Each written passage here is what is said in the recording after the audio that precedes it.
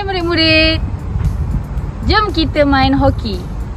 Hari ni cikgu nak ajar awak semua tentang pegangan kayu hoki dan postur badan yang betul ketika main hoki.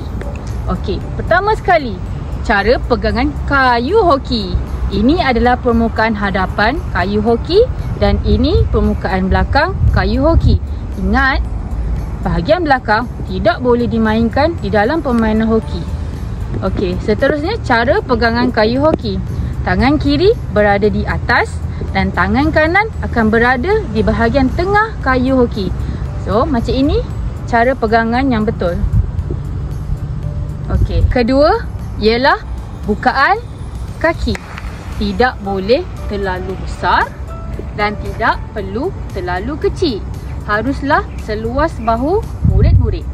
Seperti ini. Ketiga, membengkokkan kaki ataupun bend. Satu di hadapan dan satu di belakang. Membendkan kaki seperti ini. Okey, untuk yang terakhir pula, postur badan. Tidaklah perlu menegak, perlulah membungkuk sedikit dan memandang di hadapan. Seperti ini.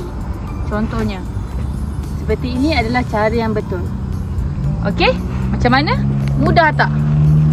Jom kita main.